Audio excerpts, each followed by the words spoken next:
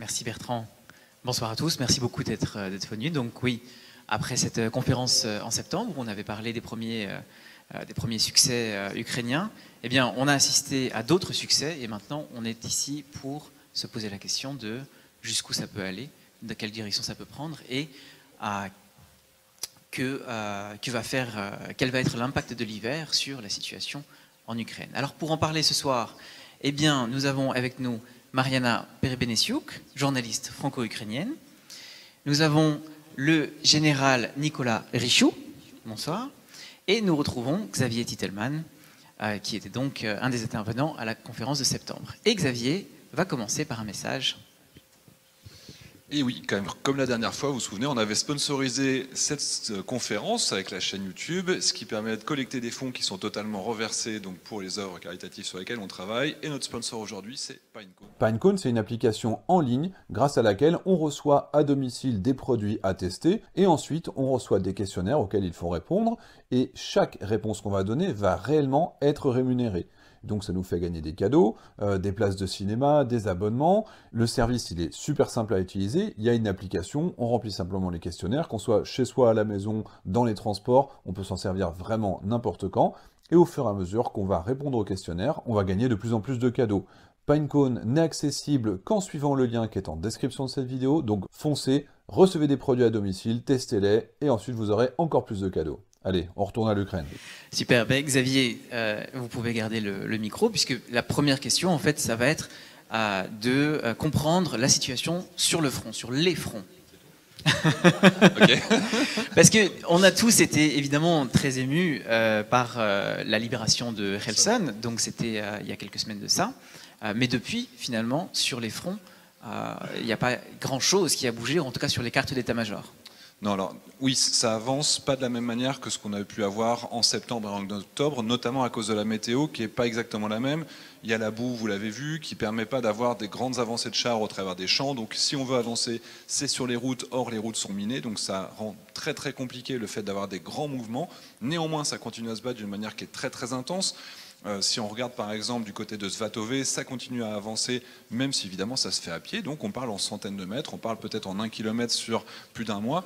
Donc on n'est pas sur des dizaines de kilomètres comme on avait par le passé. C'est la zone qui est tout à fait au nord dans l'oblast de Louhansk. Si on regarde par contre un petit peu plus au sud, c'est le contraire. C'est les Russes qui font des offensives qui sont invraisemblables. On pourra peut-être en parler tout à l'heure, autour de Bakhmout en particulier et autour de Donetsk, dans lequel il y a des assauts suicides, c'est des attaques kamikazes comme on avait à l'époque. Enfin, c'est invraisemblable. Quand on voit les images, quand on a les remontées, on parle en centaines de morts quotidiens dans cette zone-là de la part des Russes qui essayent, je ne sais pas s'ils essayent d'user les munitions des Ukrainiens de cette manière-là. Pour l'instant, en tout cas, ils font beaucoup de mal néanmoins aux Ukrainiens, même s'ils ont beaucoup plus de morts du côté russe. Je pense que c'est un point d'attention. En tout cas, il y a une volonté de la part de Wagner d'avoir un élément politique de marketing à essayer de mettre en avant en prenant Bakhmout. Ils essaient de le prendre parce que le directeur de Wagner se voit un avenir politique et donc c'est pour ça qu'il veut absolument prendre cette ville malgré tout. Le sud, il y a du harcèlement qui se fait dans les deux camps, mais les Ukrainiens ont l'avantage grâce à toujours leur guerre asymétrique avec les drones, mais là il n'y a pas réellement de mouvement. Néanmoins, on commence à avoir beaucoup de bombardements dans la profondeur avec les missiles HIMARS du côté de Melitopol et j'ai oublié le nom des petites villes qui sont à côté. Et sur le front, évidemment, depuis que les Ukrainiens ont pris Kherson, le Dniepr étant infranchissable pour les Russes dans un sens, il est tout aussi difficile à franchir dans l'autre sens pour les Ukrainiens. Néanmoins, il y a du harcèlement qui est a priori très intéressant, très efficace. Sur la péninsule de Kinbourne, il y a eu des débarquements. On ne sait pas s'ils y sont encore, mais ils disent qu'ils continuent à se battre. Ponctuellement, ils vont sur l'autre rive du fleuve, ils mettent un drapeau pour énerver les Russes, puis ils s'en vont. Voilà, moi j'adore le concept, mais en tout cas, ça impose aux Russes de maintenir un certain nombre de troupes dans cette zone, sachant qu'on a quand même vu depuis quelques mois un nombre important d'engins de débarquement, de franchissement qui ont été fournis, y compris par la France, et donc potentiellement, ils laissent planer le doute sur un éventuel débarquement de ce côté. C'était cool. Mais Général Richoux, ce qu'on voit quand même, c'est pour parler de cette situation militaire, c'est qu'il y a un acharnement russe dans le secteur de Bakhmout, alors que ça fait déjà presque 6 mois qu'ils essayent de prendre cette ville, et ils n'y arrivent pas, alors que les Ukrainiens, eux, ont clairement repris l'initiative dans ce conflit. Donc là, on a véritablement basculé par rapport, évidemment, à la situation du printemps, et donc ça nous dit quelque chose aussi sur la dynamique du conflit.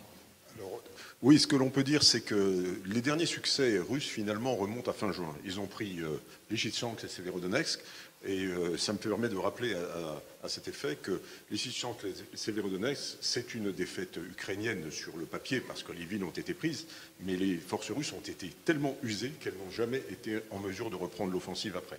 Donc, en fait, le succès stratégique, il est quand même du côté ukrainien. C'est-à-dire que ces forces, depuis fin juin, n'y arrivent plus. Donc, ensuite, Kherson.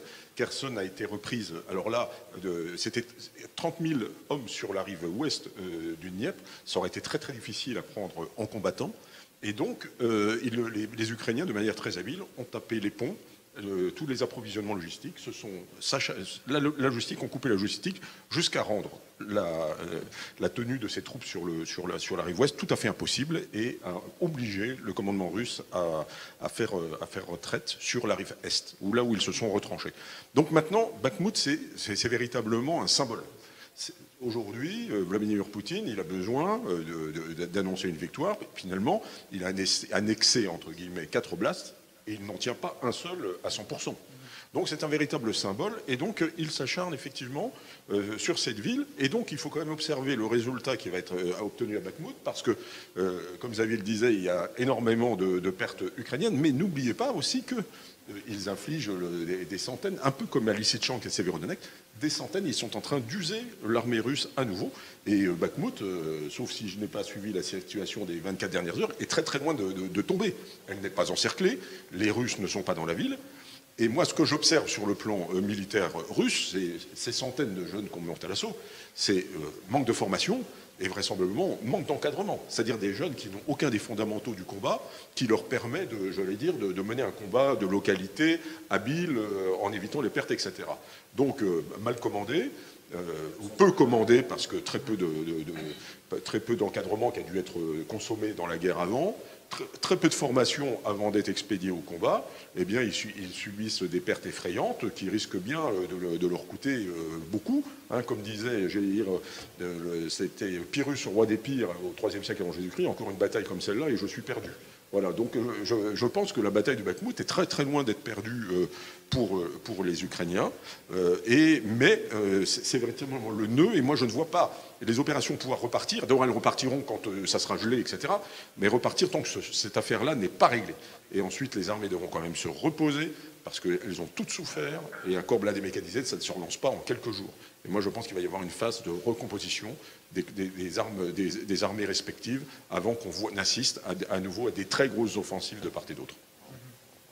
Oui, sachant que, de toute façon, comme vous le disiez, la prise de Bakhmout, on est loin d'obtenir des résultats côté russe, mais en plus de ça, la prise de Bakhmout, finalement, ne représente aucun intérêt stratégique, puisque c'est juste un point avant Kramatorsk, Slaviansk. Voilà, elle va quand même vers Kramatorsk et Sloviansk, et donc là, c'est aussi de symbole, je le dirais, c'est là que sont situées les forces de commandement et puis l'administration civile de l'oblast, donc du côté ukrainien.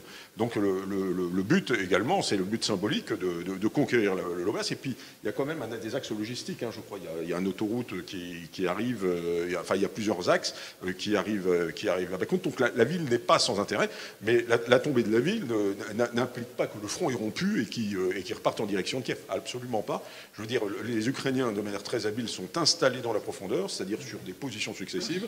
Et on l'a bien vu à Lysychansk, Severodonetsk, hein, quand la ligne tombe, eh bien on se replie sur les autres et puis on continue à infliger des pertes avec constance.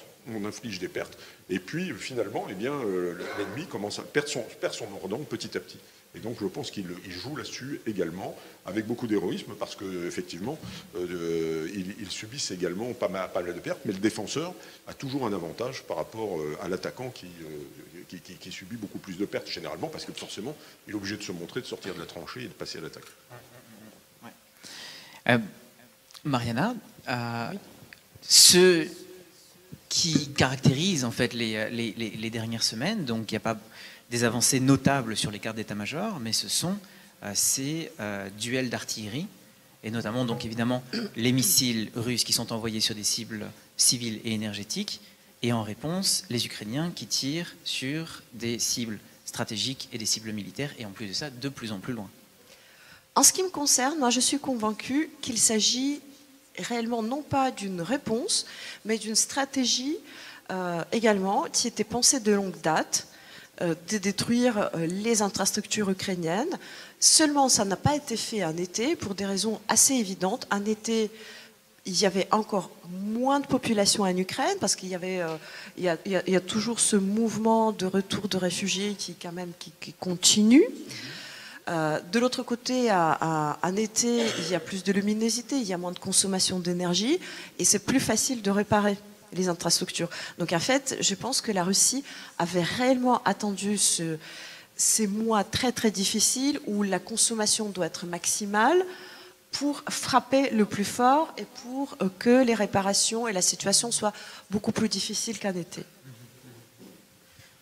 Oui, bon, même si Vladimir Poutine, c'était hier ou aujourd'hui, a dit évidemment qu'on va continuer à tirer puisque c'est quand même eux qui ont commencé en détruisant le pont de Crimée.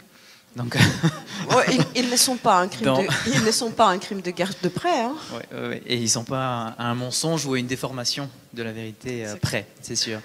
Mais alors, cette stratégie, donc maintenant que l'hiver est là, maintenant que les températures sont descendues dans le négatif, quel impact ça peut avoir sur l'Ukraine, sur les Ukrainiens, sur les Ukrainiennes évidemment, et sur leur détermination? Je pense qu'il conviendrait peut-être de commencer par les motivations russes, parce que c'est lié. En fait, ce que les Russes attendent, plusieurs choses. C'est d'empêcher les réfugiés de revenir ou de forcer ceux qui sont revenus de repartir. Ça, c'est l'objectif numéro 1, de peupler l'Ukraine. Donc l'objectif numéro 2, c'est de couper toute possibilité de reprise ou de continuation d'activité économique. Troisièmement, bien entendu, c'est l'objectif des terreurs sur l'ensemble de la population.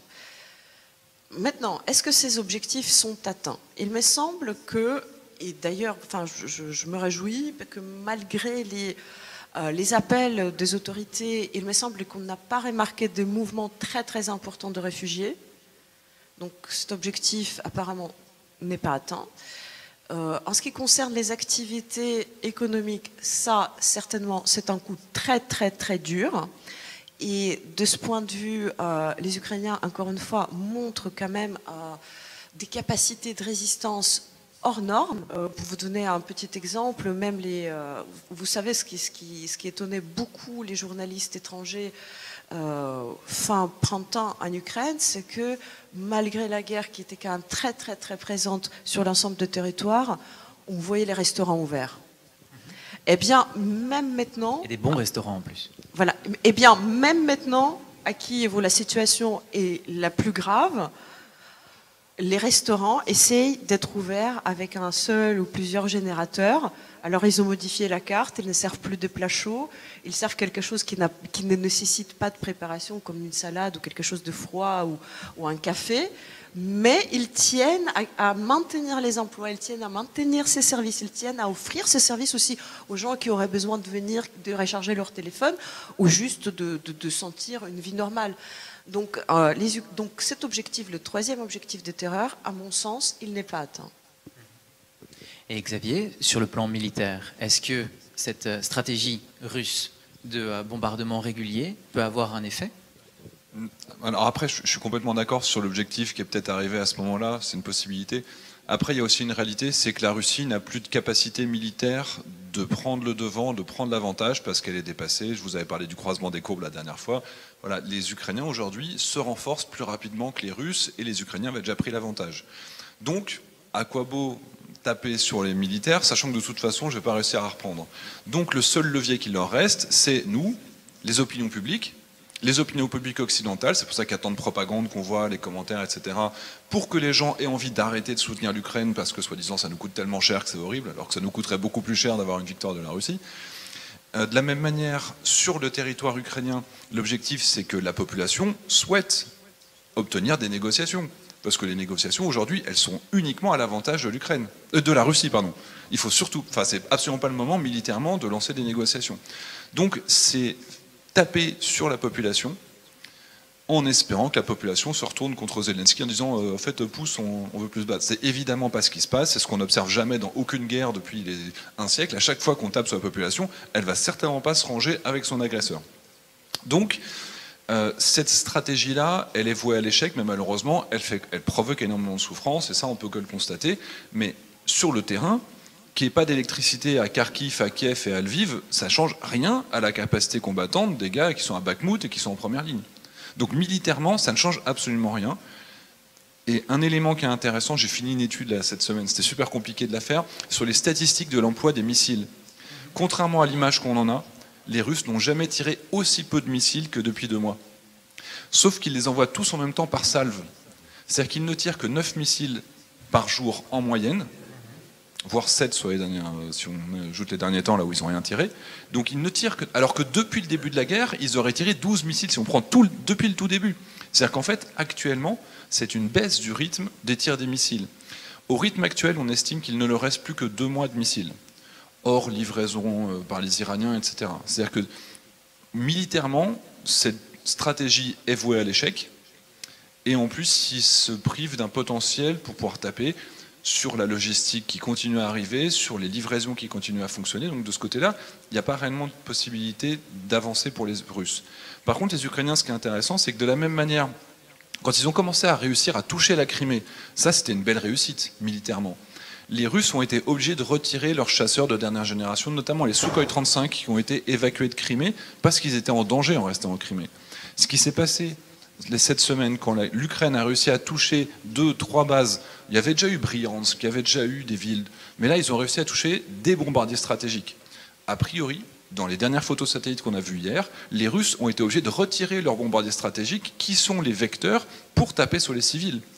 C'est-à-dire que ça va rendre plus compliqué, ça ne va pas les rendre impossibles, mais ça va rendre plus compliqué le fait de taper sur les civils. Et cette capacité de toucher jusqu'à 1000 km, qui nous prouve une fois de plus que la défense aérienne russe est une passoire, mais ça, tant mieux, eh bien, ça ne peut que confirmer que les Russes sont en train de perdre la main, même dans cette dimension de vouloir taper sur la population civile. Et si j'ose juste rajouter, parce que en réalité, je pense qu'il n'y a pas de contradiction, ce que dit Xavier là, et les Ukrainiens en sont très conscients, et c'est même aussi l'une des raisons pourquoi ça ne marche pas et pourquoi les Ukrainiens tiennent aussi bien, parce qu'ils comprennent que quoi qu'il arrive, les missiles, un jour, ils vont se terminer, hein, ils vont finir. Et même les drones iraniens, on ne peut pas produire autant de missiles. Et en plus, là, on a dit qu'il reste peut-être pour 2 mois, mais il faut juste rajouter qu'aucun pays ne peut se permettre de tirer tous les missiles qu'il a, quand même, parce qu'après... Après, on peut venir visiter. Juste un point sur ça, c'est le taux d'interception qui atteint des niveaux, notamment sur les drones iraniens, c'est quasiment 100% maintenant en fonction des zones quand ils sont protégés, notamment Odessa. L'arrivée encore de 125 canons anti-aériens britanniques qui vont être livrés dans les prochaines semaines, l'arrivée des Crotales, de l'Iristé, du NASAM, tous ces systèmes-là font qu'on est passé d'un taux d'interception qui était autour de 20% au début de la guerre, où on dépasse maintenant les 80% sur l'ensemble des vecteurs. Donc en plus, enfin, ils visent pas très très bien. C'est-à-dire qu'ils dépensent des dizaines de millions d'euros ou de dollars ou de roubles pour détruire un rond-point qui est réparé le lendemain, et ils se font intercepter les 3 quarts. Enfin, sur le long terme, on parle de la guerre économique, mais ils ne peuvent pas tenir sur le long terme, et de toute façon, ils n'y arriveront pas. Les Chinois, un élément intéressant, les Russes se plaignent des puces qui sont fournies par les Chinois. Il y avait déjà un taux de défaillance qui était de 2% avant la guerre, ce qui est énorme. Ils en sont à 40% de puces défectueuses livrées par la Chine, de sources russes. Voilà.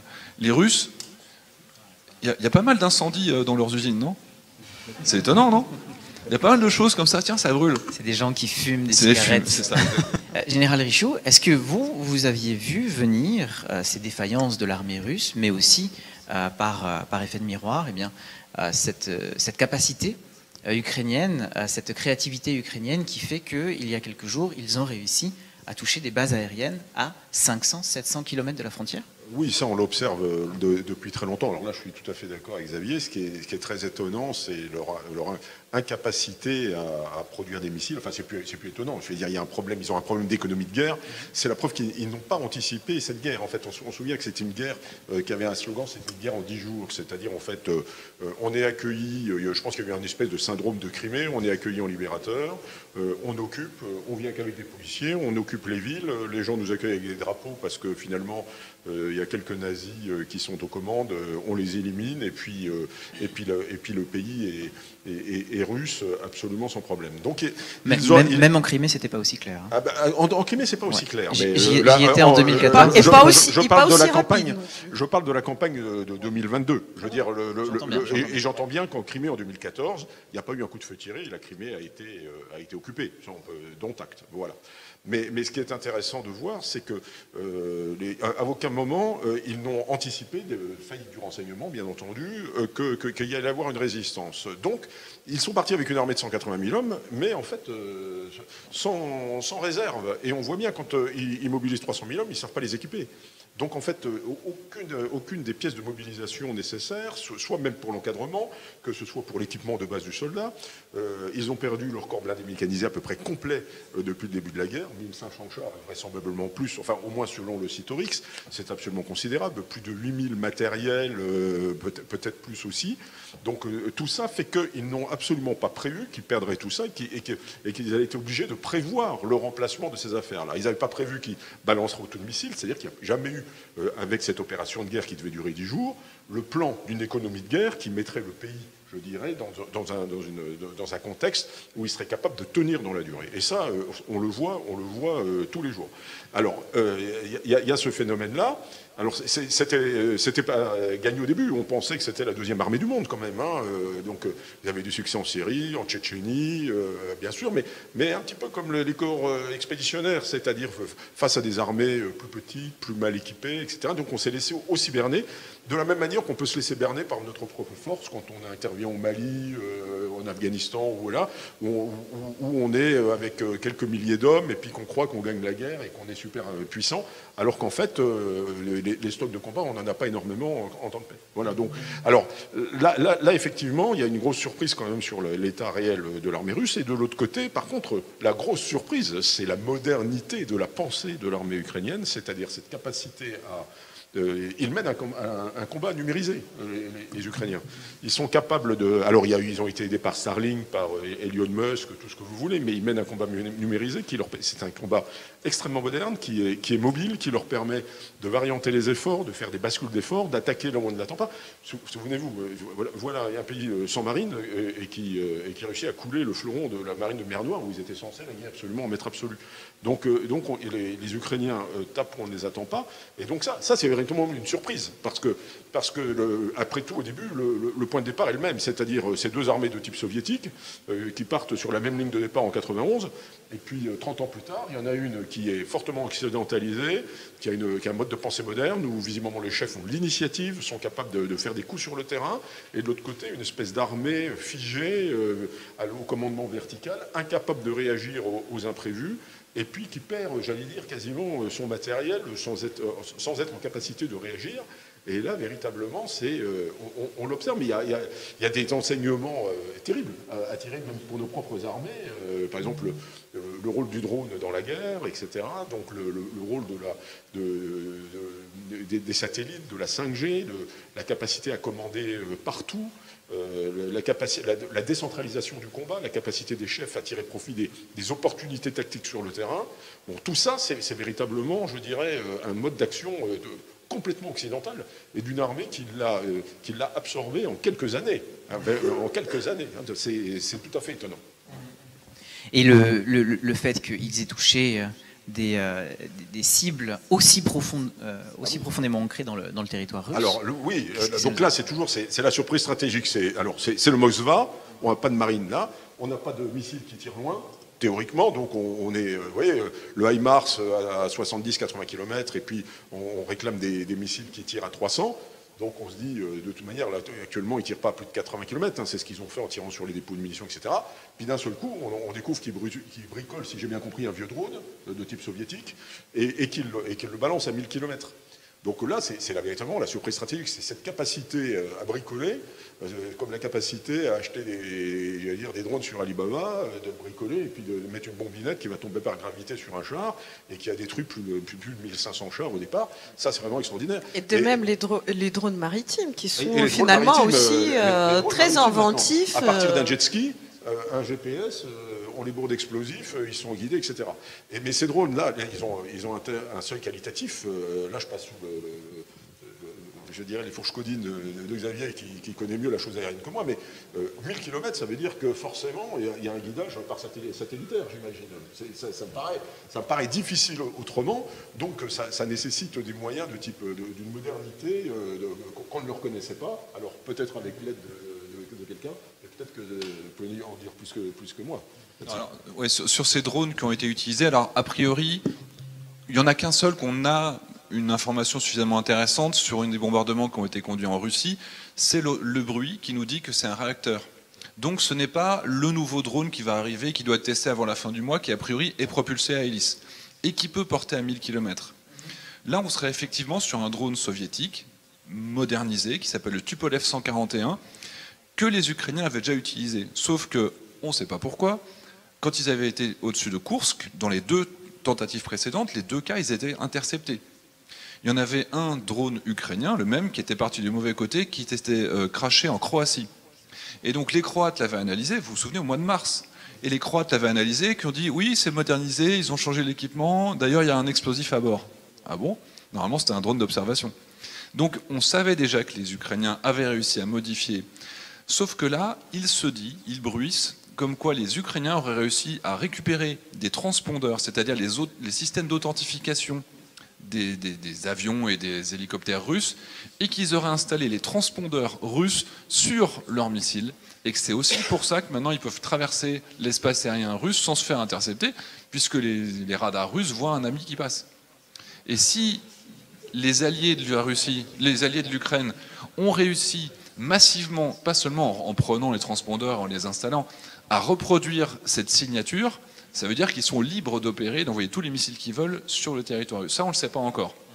Mais en tout cas, cette capacité de transformer le missile Neptune, c'était un missile soviétique sur lequel ils ont changé l'électronique, qui a augmenté la portée, qui vise mieux avec un radar qui vole plus bas.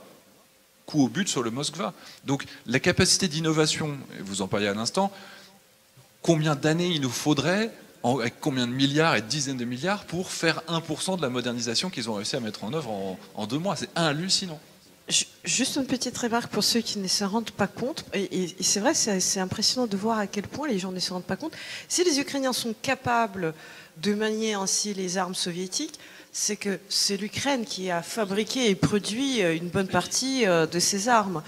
Et d'ailleurs, quand on parle de menaces nucléaires russes, en réalité, la plus grande menace à l'heure actuelle, c'est tout simplement qu'une grande partie de l'arsenal russe est en réalité ukrainien et que depuis 2014, les Ukrainiens ne font pas la maintenance de cet arsenal. Et que c'est les Russes qui le font avec la qualité qu'on leur connaît. Voilà. Il y a un chiffre qui est connu sur ça. 40% de l'industrie militaire soviétique était ukrainienne. 40%. Et l'Ukraine, elle avait depuis toujours... D'ailleurs, c'est une très très longue tradition depuis le XVIIIe siècle, parce que les Cosaques étaient connus, réputés pour être des bons artilleurs. Et c'est eux, en fait, qui ont amené l'artillerie dans l'armée russe. Et c'est par ce biais-là, quand il y a eu le début de recherche sur l'aérospatiale, les Ukrainiens et l'école mathématique des Kharkiv étaient naturellement, au début, même aux origines de l'artillerie russe, ensuite de l'aérospatiale russe et de beaucoup d'industries d'armement russe. Même la fameuse usine Uralvagonzavod russe, la plus connue, eh bien, c'était l'usine de chars des Kharkiv qui était évacuée pendant la Deuxième Guerre mondiale. Bon, ensuite, nous avons construit une autre usine. Voilà, donc les Ukrainiens, ils se connaissent en armes, les Ukrainiens aiment bien les armes, les Ukrainiens aiment beaucoup inventer les armes. C'est juste que, bon, pour le meilleur et pour le pire, cette guerre oblige les Ukrainiens à être plus inventifs, plus rapides, à agir tout de suite avec ce qu'on a, comme on peut. Et ça donne des résultats plutôt intéressants. à ce que je Oui, comprends. et ça c'est concernant les armes. J'ajoute aussi, mais évidemment notre public est bien au courant que les Ukrainiens, c'est une nation technologique. Ces 15-20 dernières années, ils ont opéré un bond technologique et ils ont numérisé énormément de services publics, énormément de services bancaires et ainsi de suite. Et donc, en ce qui concerne l'usage des nouvelles technologies, ils ont beaucoup de choses à nous apprendre. Mariana, maintenant on peut toucher Moscou. Oui. Est-ce qu'on peut toucher Moscou finalement? Est-ce que les Pourquoi Ukrainiens, est-ce que l'armée ukrainienne pourrait mener ce genre d'opération? Est-ce que ça rentre dans la guerre qui se déroule depuis 9 mois, mais vraiment depuis 2014? Alors, malheureusement, on ne m'a pas informé de ce qu'on va faire. Mais moi, je pense que tout est possible, parce que si on analyse les actions ukrainiennes, qu'elles soient militaires ou les actions de service des renseignements, on voit que c'était un processus qui était assez progressif en fait, mais on voit que les Ukrainiens ont un goût pour les actions insolentes, qui marquent, qui n'ont peur de rien. Ce n'était pas du tout le cas dans les années 90, au début de l'armée ukrainienne et au début des services des renseignements ukrainiens. Et de la société elle-même ukrainienne, qui se considérait comme une petite nation quelque part au bout du monde. Nous aimons tout simplement à faire un peu de pain, à boire un peu et de chanter des chansons. Mais on peut pas fuir son destin. Et c'est cette situation extrêmement difficile et cette guerre qui dure depuis 8 ans qui a forcé les Ukrainiens à se redécouvrir, à découvrir leur propre nature. Les Ukrainiens sont capables déjà dans leurs esprits d'imaginer tout.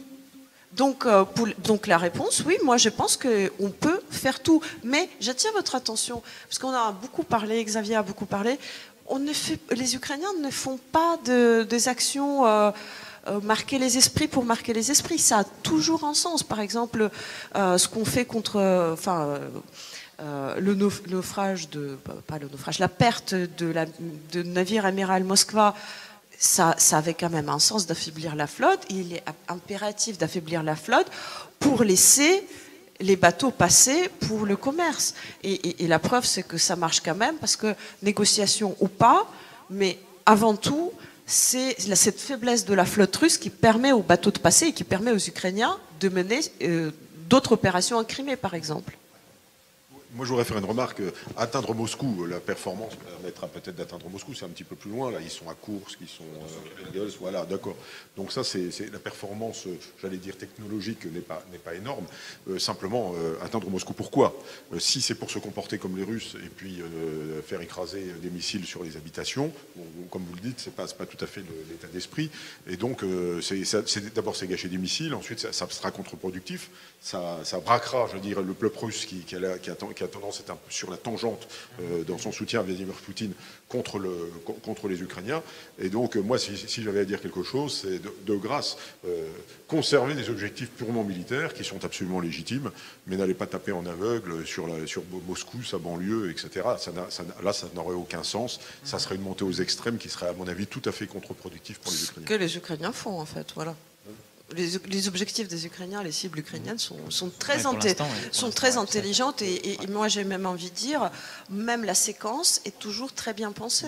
Même la frappe sur le pont, alors que la société ukrainienne, l'opinion publique ukrainienne, réclamait le pont de Kerch depuis des mois et des mois et des mois, mais on a frappé le pont de Kerch qu'au moment où la situation au nord de la région de Kherson est devenue très compliquée pour l'armée russe. Et là, c'était pour couper cette ligne-là. Ouais, donc ça suit toujours la logique militaire, c'est toujours très bien pensé. Tout à fait. Xavier, vous vouliez rajouter quelque chose? Non, c'était une anecdote. D'accord. Alors, votre commentaire général, ça amène la discussion vers justement ce risque d'escalade et aussi sur l'attitude des Occidentaux qui faisait partie des points que je voulais aborder. Mais d'abord, avant de parler de ça, je voulais quand même mettre un bémol sur les capacités des Ukrainiens et sur ces Ukrainiens qui nous surprennent, sur ces Ukrainiens qui vont toujours plus loin et qui font toujours plus. Il y a ce chiffre, par exemple, qui a été relayé dans un article du Monde. Les Occidentaux auraient livré quelque chose comme 350 canons, donc de différents types, depuis le 24 février. Et il y aurait un tiers de ces canons qui seraient de manière permanente indisponible, hors service. Oui, mais ça, c'est normal dans l'histoire des unités. Oui, mais les stocks ne sont pas... Non, mais il y a les stocks. D'abord, bon, j'ai suivi cette affaire-là, effectivement. Donc, on dit un tiers. Un tiers, donc ça fait quand même 66% qui fonctionnent. On est bien d'accord. Bon, je crois que le contrat opérationnel des armées françaises, c'est 70% de matériel en maintien opérationnel permanent qui fonctionne. Vous voyez, on n'en est pas loin. Quand vous avez du matériel, et notamment du matériel blindé, mécanisé, et puis je pense que c'est encore pire pour l'aviation, les hélicoptères, etc., c'est des engins que vous entretenez en permanence. Et si vous n'avez pas les pièces détachées, si vous ne pouvez pas faire les vidanges, si vous ne pouvez pas, etc., des fois vous cassez un moteur, il faut changer le moteur, eh ben, il est indisponible. Mais ça ne veut pas dire qu'il sera indisponible demain. Je veux dire, le fait qu'il soit à l'atelier de réparation ne prouve pas qu'il n'a pas été détruit, si vous voulez. Et donc, moi, le fait qu'il reste en gros 70% du matériel qu'on a livré qui fonctionne n'est absolument pas un chiffre dérisoire. C'est énorme. Vous avez toujours un volant du matériel qui ne fonctionne pas, qui est en voie de réparation, qui est cassé, dont on n'a pas les pièces détachées, complexifié par une logistique quand même en tuyaux d'orgue, parce qu'ils ont reçu des dizaines de matériels très différents, ce qui fait que ça complexifie complètement la logistique, vous comprenez bien. Si vous avez par exemple un char unique, vous avez le même circuit de pièces détachées en permanence partout où vous livrez, quand vous avez des blindés qui sont de toutes les nationalités ou des pièces d'artillerie de toutes les nationalités, vous ne pouvez vous adresser qu'à la chaîne nationale qui vous les a livrés. Donc tout ça, ça complexifie, il doit y avoir des retards, parce que c'est la guerre également, et donc forcément tout le matériel n'est pas en état, mais moi en aucun cas je n'ai trouvé que ce chiffre prouvait une incapacité à réparer le matériel. Voilà. Ouais, bien sûr. En total accord. Et accessoirement, c'est aussi des maintenances qui sont prévues. C'est-à-dire qu'on sait qu'au bout de 1500 tirs, un canon, il faut le changer. Et la grosse différence, c'est qu'on voit que c'est prévu, que c'est organisé, qu'il y a un roulement, qu'il y a une logistique pour ramener les canons vers l'arrière, en Pologne notamment, et en Allemagne et dans les pays baltes. Alors qu'en face, on a des images de canons qui explosent à force d'avoir été utilisés sans avoir été changés. Parce qu'ils ont une durée de vie, ces canons. Donc c'est pas étonnant, c'est pas un chiffre qui est énorme. Évidemment, on préférerait avoir deux fois plus de canons, mais en l'occurrence, avoir un tiers qui est en rotation plutôt que d'être détruit, c'est tout à fait normal. Et si on rajoute à ce chiffre le bilan des pertes humaines de 100 000 personnes qui, côté ukrainien, donc, seraient mortes ou blessées, qui a été avancé par von der Leyen il n'y a pas longtemps, est-ce que ça ne remet pas quand même en cause les capacités de résistance et les capacités de reconquête des Ukrainiens sur le court-moyen terme? Moi, je ne crois pas. Vous avez une population de 45 millions d'habitants. Alors, les pertes sont énormes, on est bien entendu. Alors, il faut bien dire que ce n'est pas 100 000 morts. Hein, parce que 100 000 morts... C'était une erreur de Leyen. Oui, il faut bien le dire. Donc, vous avez, grosso modo, un mort et 3-4 blessés pour un mort. Bon, donc vous pouvez peut-être considérer, je ne sais pas, 20-30 000 morts, vous avez les blessés, et puis côté russe, il y a à peu près la même chose, mais il y a aussi des déserteurs, il doit y avoir plein de trucs, et puis des prisonniers. Les prisonniers, on n'en parle jamais, il y en a beaucoup, il y en a des échanges. Dans le terme perte, il y a les prisonniers. Ouais, voilà, donc 100 000, ça ne fait pas 100 000 types indisponibles à vie. Donc voilà. Vous avez une notion de 45 millions d'habitants, c'était à peu près la population de la France en 1914, on avait à peu près 6 ou 7 millions d'hommes sous les armes. Et la guerre, on l'a tenue, on a eu 1,5 million de morts, on l'a tenue pendant 4 ans. Donc je veux dire, une population de 45 millions d'habitants peut se permettre ça. Alors les pertes restent énormes, hein, je veux dire, c'est pas chaque vie est unique, c'est des douleurs, souffrances dans les familles, on est d'accord.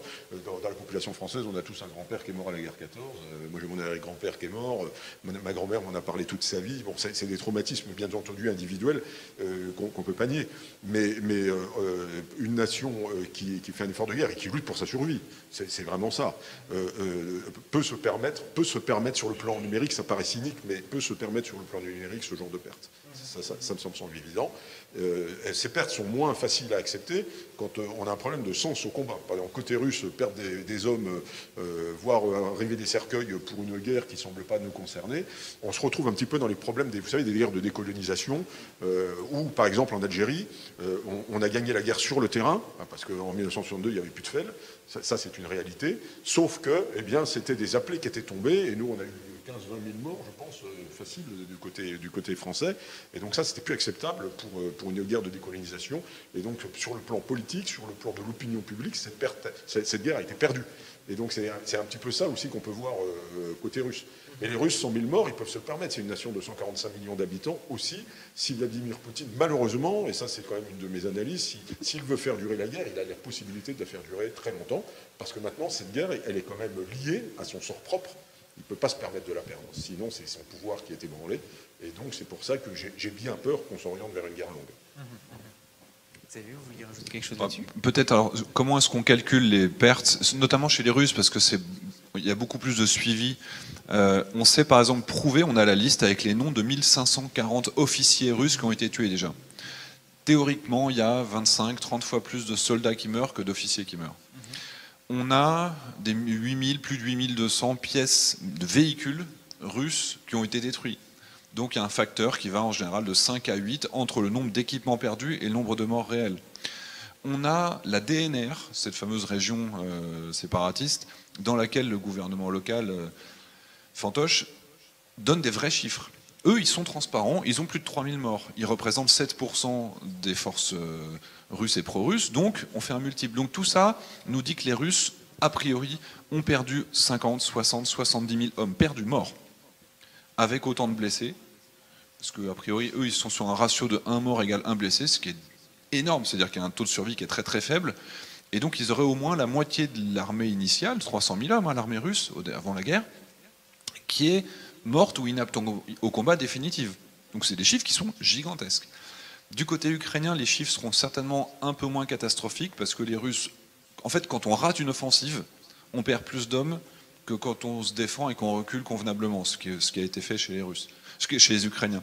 Les Ukrainiens ont reculé convenablement, ils n'ont pas eu de front qui s'est effondré, leurs offensives se passent bien alors qu'en face, il y a des vrais échecs, le vrai effondrement d'un ensemble militaire, c'est ce qu'on a vu à Liman, c'est ce qu'on a vu à Izium pour les Russes. Donc là, il y a eu des vrais effondrements avec des pertes qui étaient très nombreuses.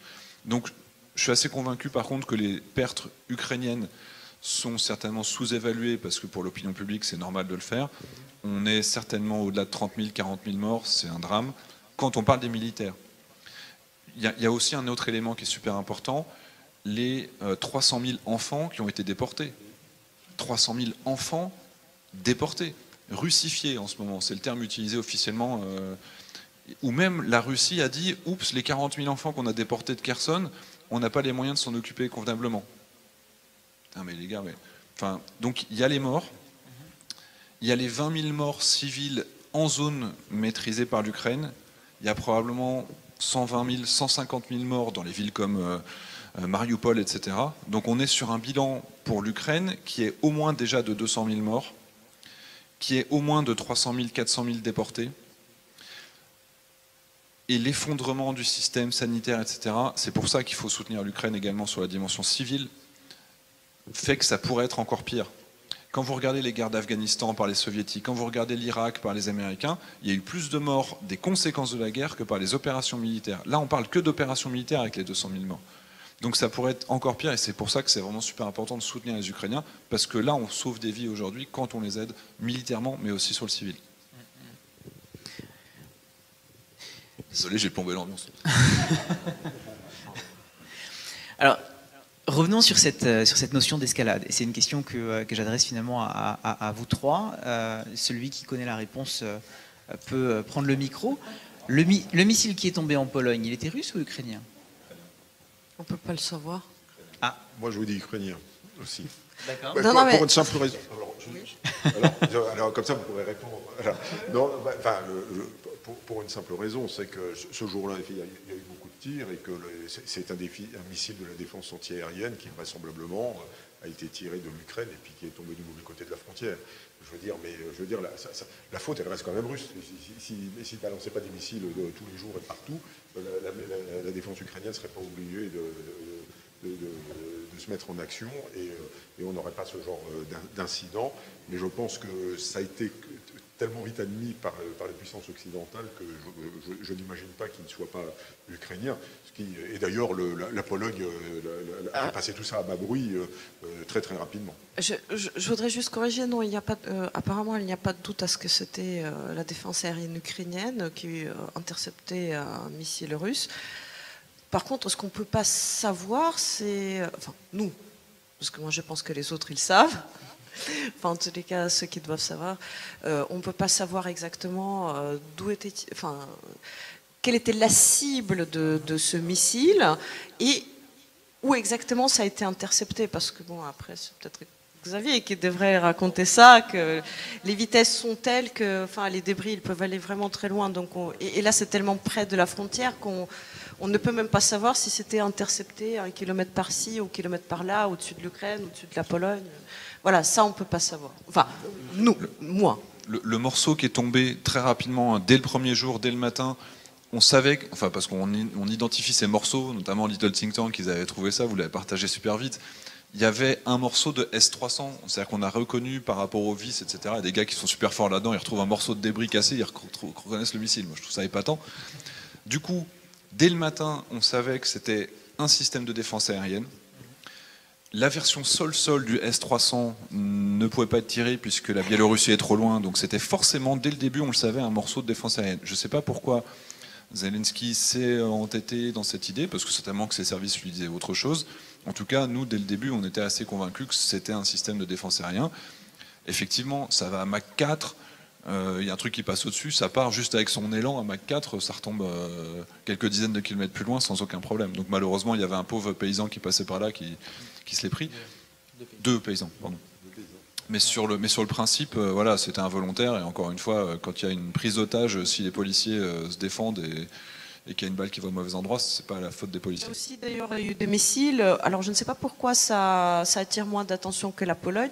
Il y a eu aussi des missiles qui tombent de temps en temps au Moldova. Voilà. Voilà. Donc, mais il faut arrêter de se faire peur avec le mot escalade. Et d'ailleurs, moi, je pense que l'une des raisons pourquoi l'Ukraine se permet de frapper en Russie et en profondeur, c'est aussi pour montrer à tout le monde, bon, maintenant, vous pouvez expirer. Vous voyez, nous l'avons fait, le monde n'a pas arrêté de tourner, les États-Unis n'ont pas retiré leur aide, la guerre continue, on continue comme avant. Parfois, il faut faire des démonstrations aussi comme ça pour montrer que certaines thèses ne correspondent pas à la réalité, mais sont en réalité tout simplement des thèses de la propagande russe à destination des diplomates et des opinions occidentales. Ouh là là, elle peut arriver là, et ça, c'est pas possible. Ça peut arriver, et là, c'est pas possible, ça sert à la fin du monde. Non, malheureusement, les seuls qui en souffrent réellement pour l'instant, ce sont des Ukrainiens en Ukraine, et il n'y a pas de fin du monde si jamais il y a un accident qui se produit quelque part qui reste absolument malheureux, mais le monde ne risque pas l'escalade et la plongée dans la Troisième Guerre mondiale. Mais on comprend hein, les appels à temporiser et enfin, tout simplement ces appels à ne pas avoir peur, et c'est prouvé dans les faits, mais il n'empêche qu'à un moment donné, ça pourrait quand même conditionner le soutien occidental à l'Ukraine. Est-ce que, Xavier, vous voyez un risque de l'affaiblissement du soutien ? Tout à l'heure, je l'ai dit dans ma vidéo, les États-Unis sont en train de détruire l'armée russe pour 5% de leur budget militaire sans verser une goutte de sang. Pourquoi ils arrêteraient ? C'est facile, c'est les Ukrainiens qui tombent et qui meurent à leur place, et ça leur coûte quasiment rien. C'est-à-dire, stratégiquement, avec une vision, une perspective sur plusieurs décennies, ils ont tout intérêt à continuer. Ils ont mis des limitations, a priori, notamment sur les missiles HIMARS, pour empêcher aux Ukrainiens de rentrer des coordonnées qui seraient sur le territoire russe. C'est qu'a priori, les matériels qu'ils ont fournis, ils ont fait en sorte qu'ils ne puissent pas être utilisés pour que les Russes ne puissent pas les accuser d'être partie prenante dans cette guerre. Les Ukrainiens se défendent sur leur propre territoire et ça s'arrête là. Donc partant de là, en quoi les Américains ou nous pourrions être embêtés du fait que les Ukrainiens se défendent ? Ils développent leurs armements, ils développent leur matériel, utilisent comme bon leur semble. Effectivement, s'ils commençaient à taper sur des civils dans la banlieue de Moscou, là, peut-être qu'on se poserait des questions. Mais tant qu'ils empêchent des bombardiers stratégiques de venir bombarder leur propre population, à la limite, c'est même un rôle qu'on aurait pu faire quand on était autour de la Serbie, en ex-Yougoslavie. On empêchait des militaires de taper sur des civils. On s'était imposé en tant que force d'interposition de la paix. Je sais que le général Yakovlev en avait parlé dans une intervention tout au début en disant que juridiquement, on aurait le droit de s'interposer et d'empêcher de viser des civils. Évidemment, on ne le fera pas. Moi, je ne vois pas de limite. Je ne vois pas de limitation ni de raison ou de choses qui pourraient faire qu'on puisse arrêter d'aider l'Ukraine aujourd'hui parce qu'elle en a besoin et que c'est dans notre intérêt. La destruction de l'armée russe à bas coût que les Américains et les Occidentaux en général entreprennent maintenant, ça justifierait les garanties de sécurité à accorder à la Russie qu'a évoqué le président Macron il y a quelques jours? Ah oui, alors ça a fait couler beaucoup d'encre. Chaque déclaration du président. Moi, ce que je veux dire simplement, c'est que, bien entendu, on souhaite que l'Ukraine gagne, que la Russie rentre dans ses frontières de 2014, mais on n'espère pas forcément que la Russie éclate, parce que ça fera des métastases pendant 50 ans avec tous les pays, etc. Alors je sais qu'il y en a qui souhaitent que ça soit réduit à la principauté de Moscou du XIIIe siècle. Moi je pense que c'est très imprudent. On voit déjà l'éclatement de l'Union soviétique, ce que ça a produit. Alors bien sûr, des beaux pays comme l'Ukraine. Non, ça a apporté la liberté au pays, mais ça a apporté quand même une grosse instabilité dans l'ordre international. Voilà, donc il y a toujours un danger. Des beaux pays comme les pays baltes. Ouais, non, les pays baltes, ils avaient le droit à l'indépendance exactement comme vous. C'est absolument. Ouais, voilà. Et pourquoi pas la Tchétchénie? La Tchétchénie, oui. C'est encore une autre question. Laissons le général répondre. La Tchétchénie, elle fait partie de la République de Russie. C'est encore quelque chose de différent. Figurez-vous que non. Donc voilà. Donc, non, mais c'est intéressant ce que vous dites, mais malheureusement, je comprends le malheureusement, souci. Mariana, c'est hors sujet. Voilà. Alors le sujet, c'est sur la Russie. On arrive un peu à la fin de la conférence. Restons sur. Voilà. Ce que je veux dire simplement, c'est que tôt ou tard, la Russie existera encore. On espère sans Poutine, mais peut-être. Bon, il faudra quand même un jour négocier avec elle et puis redéfinir, je dirais, les contours d'un ordre international qui a été très malmené depuis la chute de l'Union soviétique. En fait, on en subit encore les métastases, et donc il faudra quand même négocier un jour. Et donc je pense que c'est dans ce contexte-là que le président Macron a dit qu'il faudrait quand même donner des garanties de sécurité. C'est-à-dire, c'est quoi les garanties de sécurité en fait? Il faut un moment persuader la Russie, parce qu'ils ont une espèce de complexe de l'encerclement et de paranoïa collective, il faudra quand même convaincre la Russie qu'on leur veut pas de mal et qu'on n'est pas en train de grignoter pour faire en sorte qu'elle n'existe plus demain, ou bien lui grignoter ses territoires petit à petit. Bon, je pense que c'est ça qu'il faut dire. Je pense qu'il n'y a rien que de raisonnable dans cette affaire-là, c'est de dire un jour ça s'arrêtera, comme nous ça s'est arrêté avec l'Allemagne, et à un moment il a bien fallu, avec l'Allemagne, mettre tout sur la table. Et aujourd'hui, il n'y a aucune arrière-pensée avec l'Allemagne. La guerre, c'était à 80 ans. Moi, mes parents disaient les Boches, etc. Nous, on ne dit plus les Boches. Les Allemands, ce sont des véritables alliés. Donc je pense qu'à un moment, quand cette guerre s'arrêtera et que les choses seront stabilisées, j'espère, je dirais, avec un régime beaucoup plus fréquentable du côté russe, il faudra effectivement qu'on s'assoie à une table pour dire attention, on ne se veut pas de mal mutuellement, donc tissons des vrais liens d'amitié au lieu de se faire la guerre, au lieu de penser qu'on est en train de vouloir vous grignoter en permanence. Maintenant, c'est la logique mafieuse d'un régime qui veut se défendre et qui... Vous savez, c'est toujours pareil. On invente un ennemi extérieur. Ça, c'est vieux comme le monde. Quand les dictatures sont mal en point, ils inventent un ennemi extérieur pour pouvoir dresser son opinion nationale contre l'ennemi extérieur pour faire oublier les difficultés intérieures. Donc c'est vrai que la solution, à mon avis, elle n'existe pas avec Poutine. Mais qui sait, peut-être y aura-t-il un gouvernement démocratique de bonne volonté qui négociera de bonne foi un jour pour stabiliser les frontières. Poutine, il a dit, l'Empire russe n'a pas de frontières, donc c'est quand même extrêmement dangereux, ça. Donc ça percute de plein pied l'ordre international fondé par l'ONU qui prône l'intangibilité des frontières. Maintenant, souvenez-vous, on n'est pas l'ordre international aussi a des responsabilités. Lorsqu'on a dit que le Kosovo était indépendant, on a dépecé la Serbie, et ça, les Russes, ils nous le reprochent encore aujourd'hui. Bon, ça, c'est encore une question comme la Tchétchénie qui nous amènerait dans une autre direction. Ils nous reprochent beaucoup. Moi, quand j'étais attaché de défense à Berlin, j'avais des discussions avec les mecs du GRU à l'époque, etc. Et comme ça, on se croisait dans les cocktails, et je leur disais, bon, la Crimée, les gars, pas terrible. Hein. Ils me répondaient, et vous, le Kosovo? Voilà, donc en fait, dans leur esprit, il y a toujours... quand on parle d'intangibilité des frontières, il faut que cette intangibilité, elle soit valable pour tout le monde. Oui, mais on sait bien que les deux cas, c'est le jour et la nuit. Le Kosovo, c'était quand même au terme d'une guerre très très meurtrière, alors que les Russes, ils n'ont pas attendu 5 jours après la fin de la Révolution pour envoyer 20 000 hommes. Est-ce que je peux quand même... Parce que, enfin, nous, les Ukrainiens, ils connaissent la thématique, mais extrêmement bien, parce que c'était l'état d'esprit de tous les pays occidentaux, je ne sais pas, 2 jours, 5 jours avant l'éclatement de l'Union soviétique. Bon. Ça, on avait peur que si l'Union soviétique éclate, oh mon Dieu, qu'est-ce qui va arriver?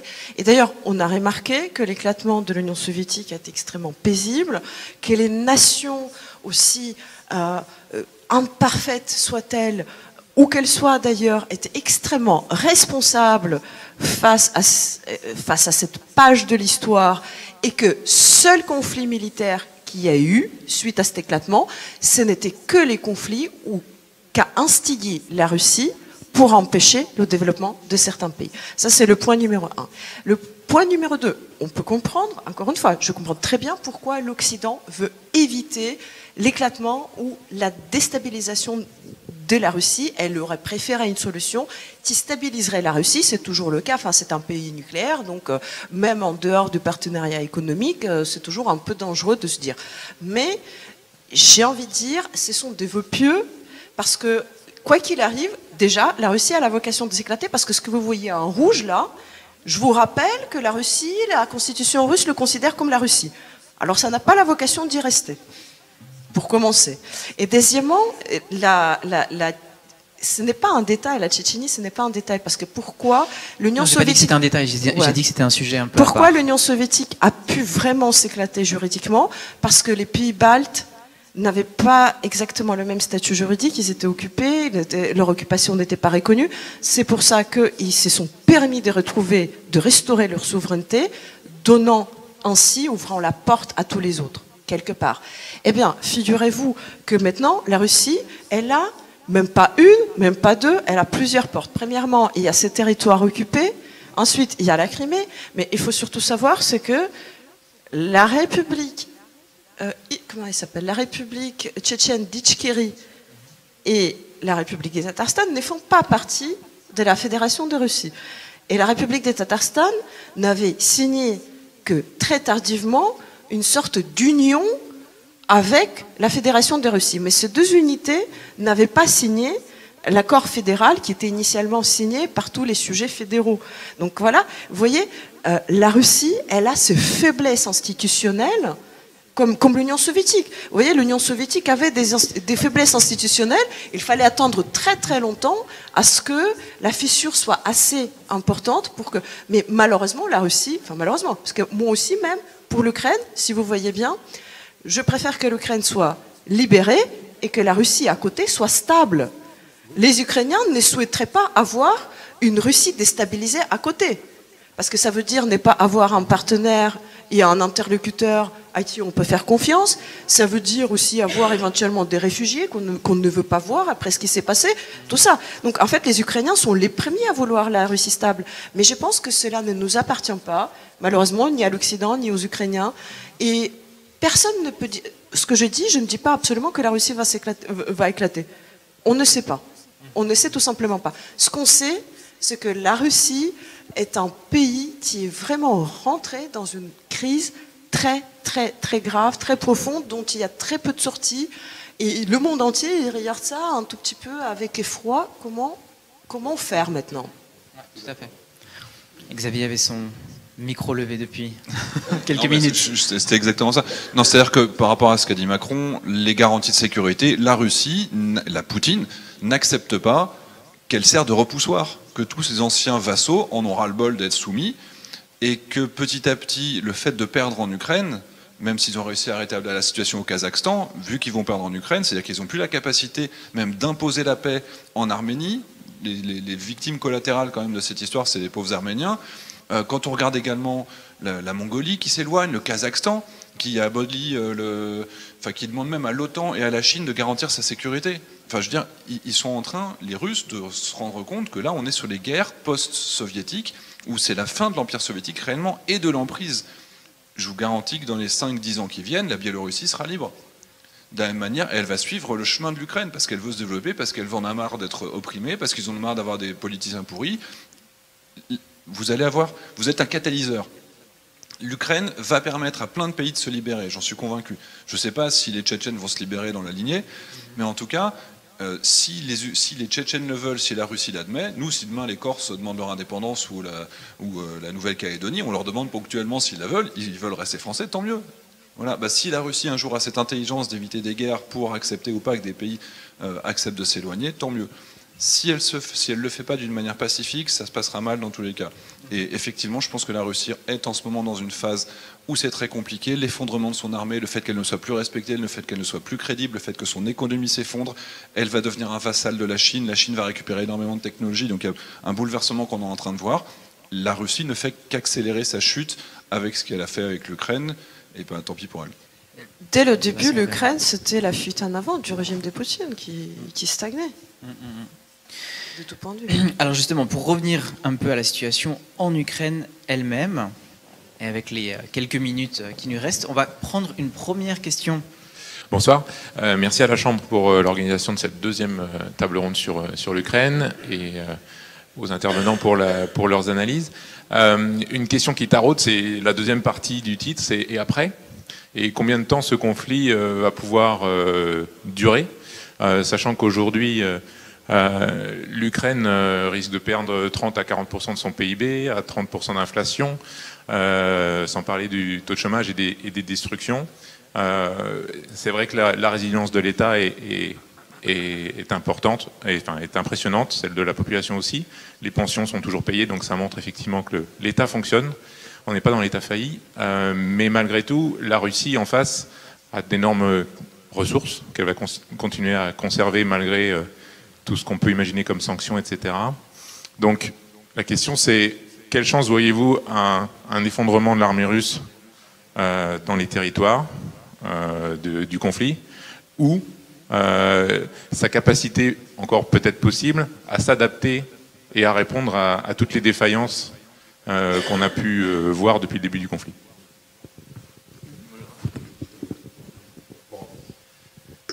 Oui, merci de votre question.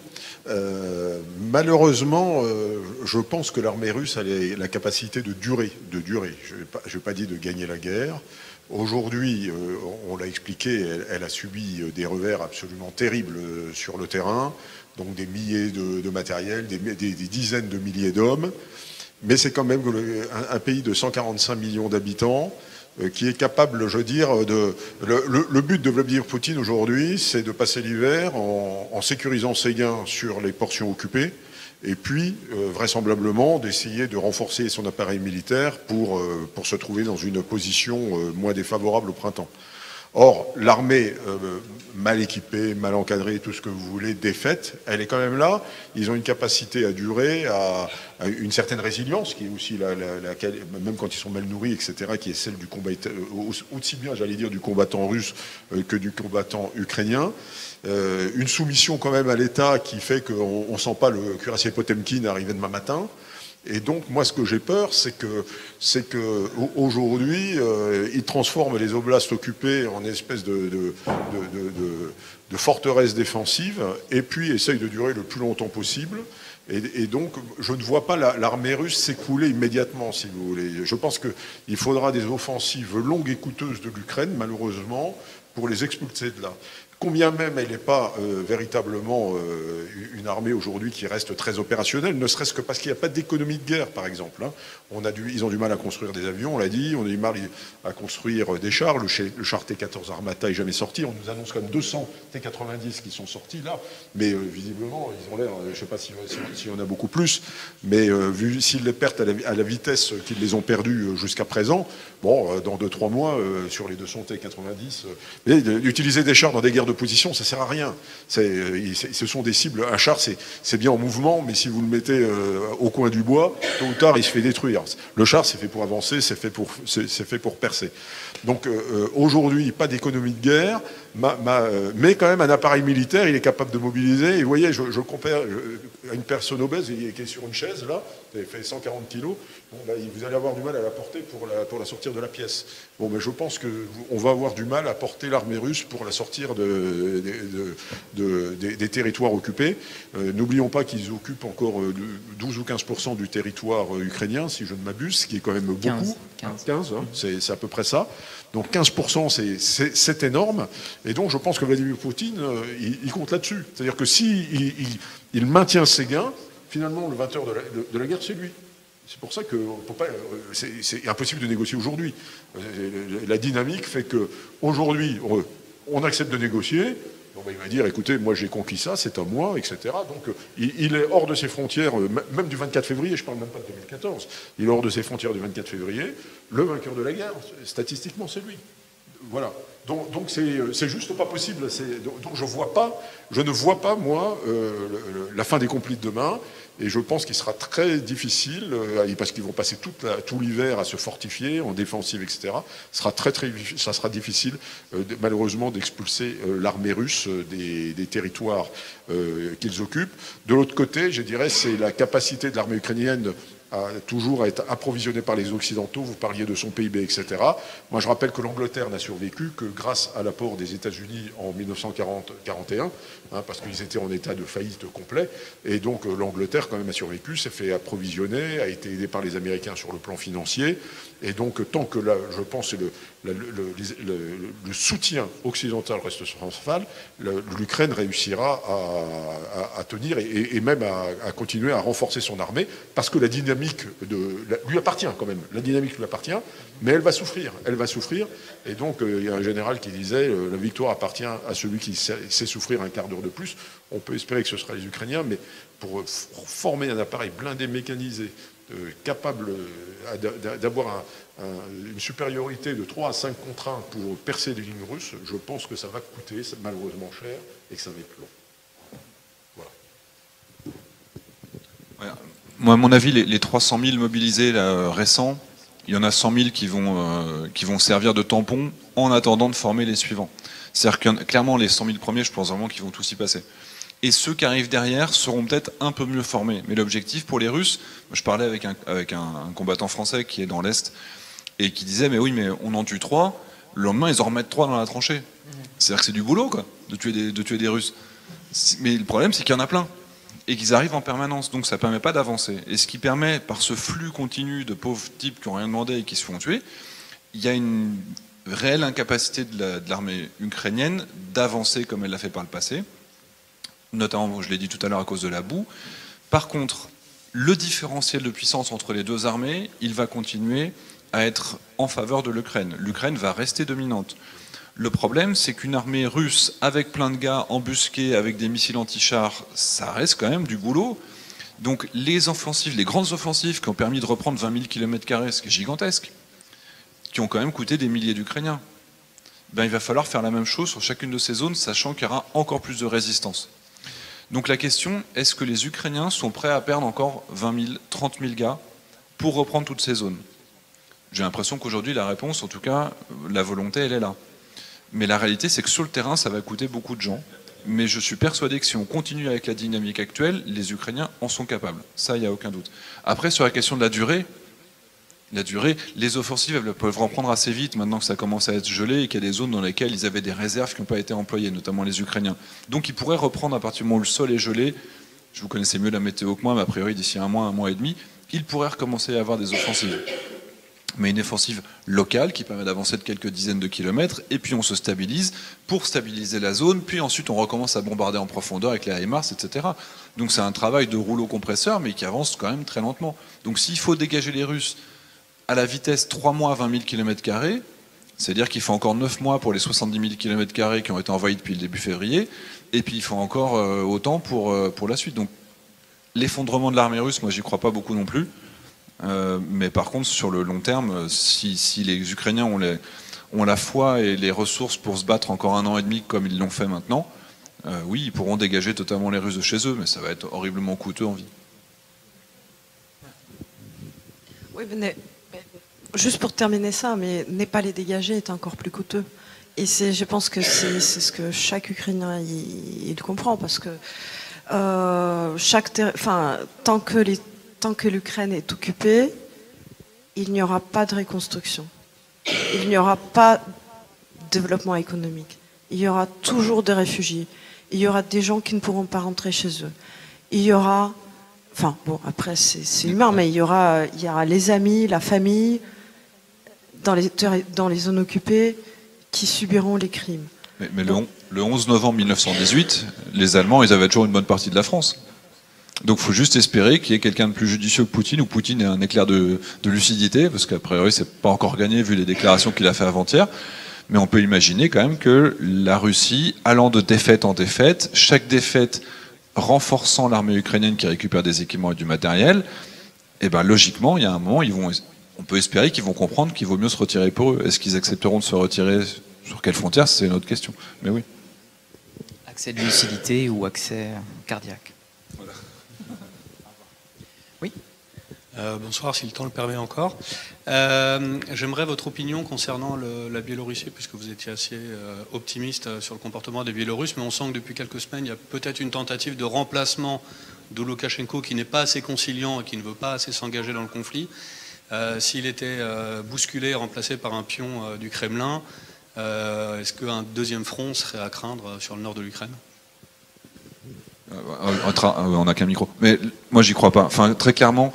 déjà, je suis pas spécialisé de la politique ou des capacités militaires de la Biélorussie, mais la Biélorussie, qui est moins modernisée, moins forte, moins motivée, et qui a déjà vu le désastre que ça a été pour la Russie, envoyer les soldats biélorusses sur une armée ukrainienne qui est plus puissante qu'avant la guerre, mais c'est du suicide. Donc oui, et c'est bien ça le problème, c'est que ça impose ce risque, impose quand même aux Ukrainiens d'avoir, je sais pas, 200 000 mecs sur la frontière nord, qui pourraient être beaucoup plus utiles ailleurs. Mais ces 200 000 mecs, ils sont prêts à accueillir les Biélorusses, et les Biélorusses, ils passeront pas. Ouais, je veux dire, l'armée ukrainienne, elle est infiniment meilleure qu'au début de la guerre, et l'armée biélorusse, elle est infiniment plus faible que l'armée russe du début de la guerre. Donc moi, j'ai pas de problème. Évidemment, tant qu'à faire, autant qu'ils le fassent pas. Mais j'imagine pas que déjà l'armée biélorusse, elle est pas du tout favorable à obéir bêtement pour faire la même chose que Poutine. Oui, moi je suis tout à fait d'accord avec Xavier. Les Biélorusses, l'armée biélorusse, doit être 45 000 hommes. Bon, ils sont équipés à la soviétique des années 70 à peu près, donc ils n'ont pas fait la guerre depuis la Deuxième Guerre mondiale, donc c'est pas eux, c'est leurs grands-parents ou arrière-grands-parents maintenant. Donc ils n'ont pas de véritable capacité combative. Et en plus, c'est un des rares soutiens du régime actuel. Donc il y a l'armée et la police. Donc s'ils envoient se faire son armée se faire consumer, j'allais dire en Ukraine, forcément, ça risque de mal se passer pour lui. Moi, ce que je crains, effectivement, par contre, c'est à un moment que le régime Loukachenko soit en déséquilibre, et puis qu'il y ait une mainmise de Moscou directement, voire même une annexion, pourquoi pas, qui dit, tiens, comme ils ont fait pour l'Ukraine, de dire, tiens, la Biélorussie, maintenant, ils dégagent Loukachenko avec les méthodes qu'on leur connaît, tranquillement, là, tranquillou, et puis un jour, on découvre que la Douma a annexé, comme les oblasts ukrainiens, a annexé la Biélorussie, ça veut dire Russie blanche, donc voilà, ça fait partie de la grande famille russe. Hein, et donc ça par contre, ça me semble effectivement un danger. Maintenant, la principale qualité de Loukachenko pour les Russes, effectivement, c'est de fixer beaucoup de troupes ukrainiennes au nord qui pourraient être bien mieux employées ailleurs, et notamment sur le front de Bakhmout, où ça barde actuellement. Mais c'est un régime qui est un régime failli, donc il faut quand même l'observer, parce que si Loukachenko chute par un coup d'État pro-Moscou, ça va être compliqué, je veux dire, de ce côté-là pour les mois et les années à venir, effectivement. Il y avait une autre question ? Oui, j'ai une question par rapport aux armes que les Occidentaux fournissent à l'Ukraine. Il y a beaucoup de personnes qui ont le sentiment que finalement l'Ukraine ne reçoit pas toutes les armes dont elle a besoin pour terminer cette guerre le plus rapidement possible. Et je voulais avoir votre opinion à ce sujet. Je ne sais pas si c'est une réalité ou si c'est... Oui. Alors, non, mais ça c'est la vérité. Ça c'est la vérité. On observe effectivement que les Occidentaux fournissent quand même beaucoup d'armes qu'on qualifie de défensives, mais en fait une arme défensive, une arme offensive, ça n'a aucun sens. Par exemple, on dit l'artillerie c'est une arme défensive. Bon, quand vous faites une offensive, vous êtes obligé de bombarder à l'avance, donc c'est aussi une arme offensive, aussi bien qu'une arme défensive. Mais effectivement, on fournit par exemple aucun des États occidentaux, de l'OTAN ou ailleurs, n'a fourni de chars, par exemple. Donc ça, c'est un signe. Ni de missiles à longue portée. Donc les chars, par exemple, on dit, oh, là, regardez, l'Allemagne n'a pas fourni de chars, mais la France n'a pas fourni de chars, et les États-Unis ont fourni aucun char. Donc effectivement, il y a une espèce de réticence à fournir des armements. Pardon ? Alors pourquoi ? Pourquoi ? Parce que je pense qu'aujourd'hui, le vrai souci, d'abord, c'est qu'on n'en a pas beaucoup, parce qu'on a quand même des modèles, j'allais dire, échantillonnaires, peut-être un peu plus chez les Américains. Par exemple, la France, on a 200 chars. 200 chars. Le général Richoud en commandait la moitié. Voilà, moi j'avais une brigade. Non, mais il y a 2 brigades, c'est simple. Une brigade, c'est 8000 hommes. Moi, je commandais une brigade, la 7, il y avait la 2 et la 7. Je commandais une brigade, la 7, j'avais 100 chars, je commandais la moitié des chars de l'armée française. Quand je suis rentré dans l'armée, il y a 40 ans, 42 ans, il y avait 1000 ou 1500 chars. Et donc aujourd'hui, on reste à l'état échantillonnaire. Quand on a fourni les Césars, là, on en aura donné 18, je crois, c'est 25% de notre parc. Donc, effectivement, on est sur des formats d'armée qui ont été des formats expéditionnaires pendant des années. C'est l'Afrique, c'est l'Afghanistan, etc. Et puis le Moyen-Orient. Et donc, aujourd'hui, ces armements, on n'en dispose pas pour pouvoir les donner. On n'a pas de gras pour pouvoir fournir, sauf à nous priver de notre propre armement dont on peut avoir besoin demain matin. Et pour relancer une économie de guerre, nos industries ne sont absolument pas dimensionnées aujourd'hui pour faire un effort de guerre rapide. Oui.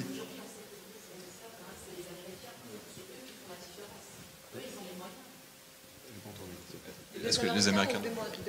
Ce sont les Américains qui ont les moyens. Les Américains... Oui, alors les Américains ont vraisemblablement plus de moyens, mais les Américains, déjà, ils font un effort absolument considérable. Et on constate quand même qu'il y a une force de pondération qui fait que les Américains, aujourd'hui, ne sont pas prêts à aller au-dessus d'un certain stade d'engagement. On le voit pour les HIMARS à 300 km, ils ont la munition. Donc on a peur que ça tire vers la Russie.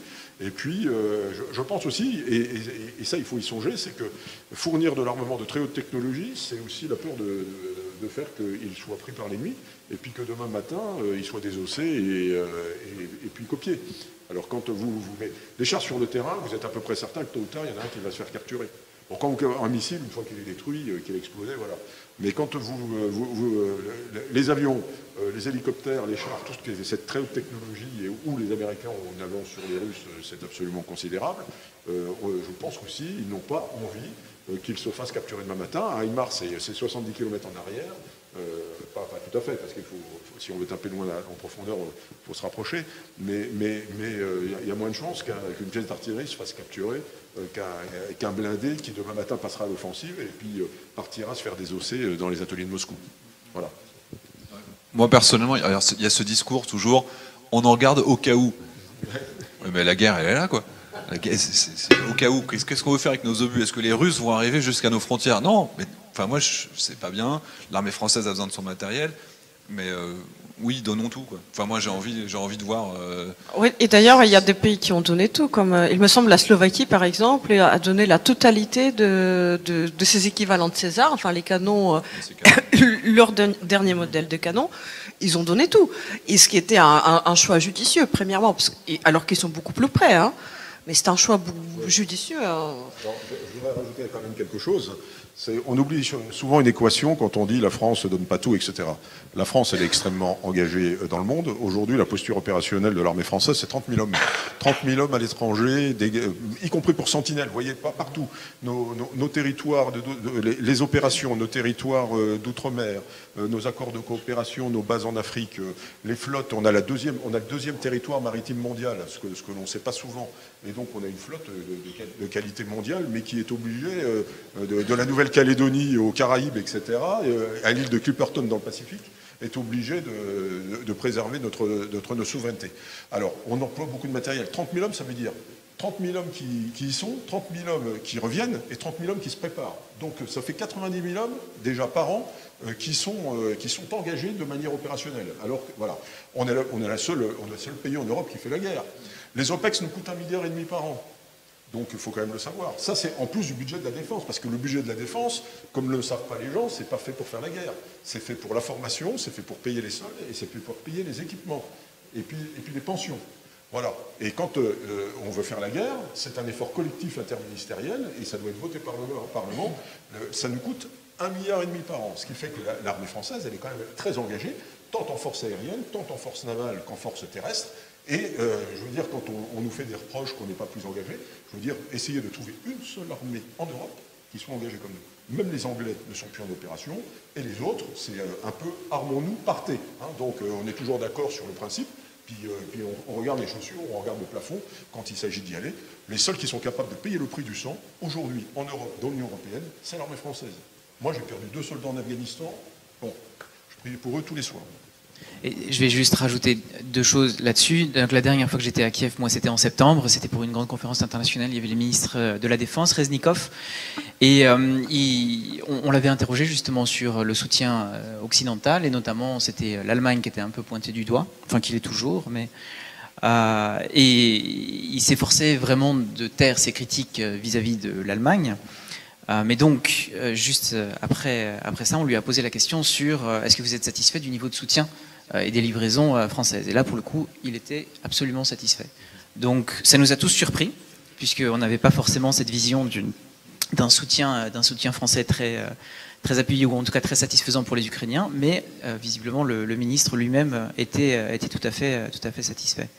Et deuxième chose que je voulais rajouter, bon, là, évidemment, je sors un peu de mon rôle de modérateur, mais quelles que soient les raisons pour ne pas livrer les armes dont les Ukrainiens ont besoin, on voit que si jamais les Occidentaux avaient livré en février, voire à partir de 2014, ce qu'ils livrent aujourd'hui, on n'en serait pas là. Donc, déjà, à commencer par les systèmes de la protection aérienne. Parce que ce qu'on voit aujourd'hui, bon, maintenant avec ces frappes des drones, enfin, et on a vu que c'est tout à fait possible, en fait, de les livrer rapidement et en quantité. On avait l'obligation morale, c'est ma conviction, hein. Là aussi je sors du rôle de panéliste, c'est ma conviction morale, c'est qu'il y avait l'obligation morale de livrer les systèmes de protection aérienne à l'Ukraine au mois de mars. Enfin, ok, au mois de mars il y avait encore l'armée russe près de Kiev. Au mois d'avril, pourquoi les civils ukrainiens mouraient pendant tout ce mois ? Au nom de quoi? Pourquoi on a livré maintenant et pas en avril? Pourquoi en mai? Et maintenant, je dis ça, c'est peut-être un peu désagréable à entendre. Mais je vous assure, là, les Ukrainiens, ils se posent la question, là. Parce que là, finalement, là, face à ces frappes, là, on livre. Mais c'est-à-dire qu'on pouvait, qu'il y avait, qu'on peut entraîner, qu'il y a les hommes, enfin, qu'on peut. Pourquoi les civils mouraient pendant ce temps-là? Je veux dire, à partir du moment, effectivement, on pourrait dire que c'est vrai qu'en 2014, tout le monde s'en est lavé les mains, a regardé aussi le plafond et ses chaussures, voilà, s'en est lavé les mains comme Ponce Pilate, là où il n'y a aucun doute. Alors, quand on a commencé à décider de livrer des équipements, il faut toujours songer que, il faut les trouver. Donc il faut déjà, par exemple, nous, avant qu'on décide qu'il fallait donner nos propres stocks de César, c'est pas facile, je veux dire, on prélève sur des régiments qui n'ont plus de matériel après. C'est ça que ça veut dire quand même. Hein. Voilà. Donc, ensuite, il faut former il faut former les Ukrainiens. Les Ukrainiens ne connaissent pas ces armes, ils connaissent les 2 S3, les S1 d'époque soviétique, etc. Donc il faut les former. C'est plusieurs semaines. Et ensuite, il faut l'expédier, ce matériel. Donc en fait, quand vous regardez ça, même à partir du moment où la décision est prise, il faut, je pense, minimum 3 mois avant qu'un matériel arrive sur le terrain. Il n'y a pas d'immédiateté comme ça, parce que on ne les emmène pas par avion jusqu'à Kiev. Hein. Ils vont aller par avion jusqu'en Roumanie, par exemple. Et ensuite, il va falloir leur faire prendre la route, des itinéraires déviés, etc., en toute discrétion, pour pas qu'ils se fassent détruire en route, etc. Et c'est encore plus compliqué lorsqu'on a des matériels à chenilles, parce que la chenille, elle ne se déplace pas par la route. Un matériel à chenille, c'est extrêmement fragile, et donc on l'économise parce que ça s'entretient en permanence. Alors si vous prenez la route, quand vous arrivez au combat, il faut l'entretenir, c'est un peu bête. Donc ça prend la voie ferrée, ça prend des porte-chars, et ça met des jours et des jours et des jours.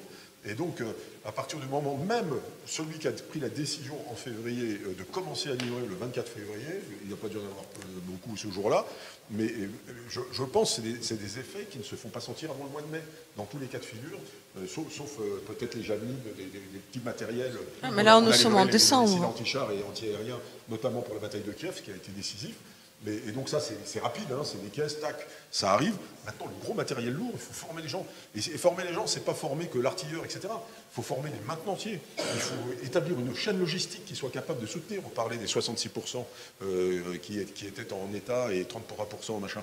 Donc, établir une vraie chaîne logistique solide qui permet de soutenir ces matériels. Tant que vous n'avez pas ça, vous ne pouvez pas les engager. Et ça demande plusieurs mois. Ça, c'est le rythme militaire n'est pas celui, ni le temps médiatique d'ailleurs, ni celui du rythme, j'allais dire, de la guerre sur le front.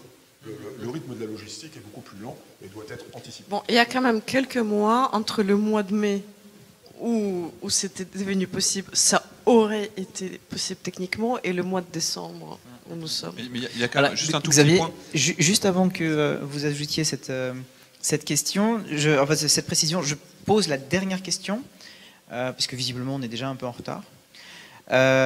Quelles sont les chances pour que l'Iran fournisse des missiles sol-sol évolués à la Russie, sachant qu'Israël suit avec beaucoup d'intérêt ce qui se passe en Ukraine? Voilà, encore une question de YouTube. Je le souhaite, parce que les Israéliens ont dit qu'ils fourniraient officiellement leur défense aérienne à l'Ukraine. Et ils sont incomparablement meilleurs que tout ce qu'on leur a fourni jusqu'à maintenant. Là, pour le coup, c'est de la vraie défense aérienne. C'est pas la défense aérienne russe qui était censée être de qualité et qui ne l'est pas. Donc, la chance que ça arrive, elle est quand même objectivement faible.